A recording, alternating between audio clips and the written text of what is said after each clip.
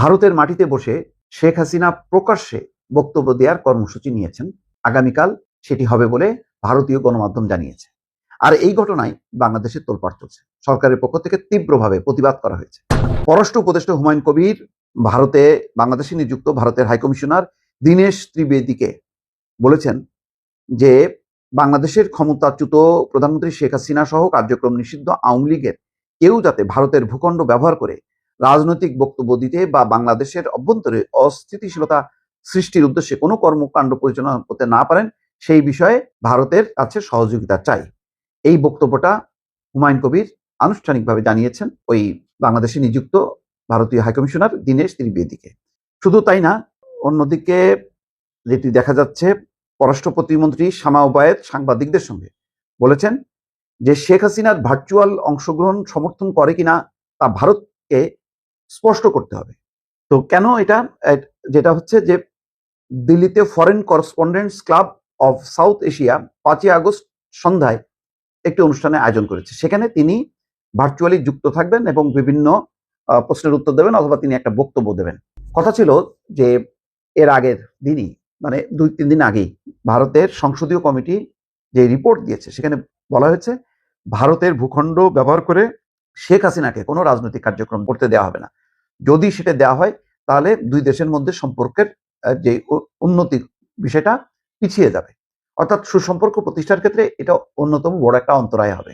এইরকম রিপোর্টের পরপরই খবর আসলো যে তিনি 5ই আগস্ট শেখ হাসিনা ভার্চুয়ালি যুক্ত হবেন এবং বক্তব্য দেবেন। কি বক্তব্য দেবেন? ফরেন করেসপন্ডেন্টসদের কাছে বা বিদেশি সাংবাদিকদের কাছে কি বক্তব্য দেবেন? তার কাছে তো নিশ্চয়ই প্রশ্ন করবেন যে আপনি কবে যাবেন? তিনি বলবেন যে আমি ডিসেম্বরের মধ্যে যাব। কি কারণে যাবেন? সেখানকার নির্যাতিত মানুষকে, আওয়ামী লীগের নেতা কর্মী অসংখ্য মানুষ নির্যাতন হয়েছে, আমি প্রতিবাদ করব, আমি বিচারের উদ্দেশ্যে আমি আদালতের মুখোমুখি হব। এই সমস্ত রাজনৈতিক বক্তব্যই তো দেবেন। তো সেই বক্তব্য কি দিতে পারেন যখন কি সংসদীয় কমিটি এরকম একটা রিপোর্ট দিচ্ছে সরকারের কাছে যে বাংলাদেশের সাথে সম্পর্ক উন্নয়নের সাথে তারেক রহমানের সরকারকে পূর্ণভাবে সমর্থন দেয়া, তাদের সাথে সহযোগিতা করা, তাদের সঙ্গে কাজ করা এবং তারেক রহমানকে বাংলাদেশে আমন্ত্রণ জানানো। এইরকম অবস্থার মধ্যে যদি শেখ হাসিনা ভারতের মাটিতে বসে বাংলাদেশের দণ্ডপ্রাপ্ত একজন ব্যক্তি যদি রাজনৈতিক বক্তব্য দিতে থাকে তাহলে এটা কোনো স্বাভাবিক এটা হলো? এইটা পরিষ্কার যে এই ঘটনাকে কেন্দ্র করে সরকারের মধ্যে একটা অস্থিরতা তৈরি হয়েছে এবং এই যে প্রতিবাদগুলো করা হচ্ছে ভারতের কাছে, এটার সমাধান ছাড়া কিভাবে সম্পর্ক উন্নয়ন হবে? এই প্রশ্নের উত্তর আসলে বাংলাদেশের কাছে নেই।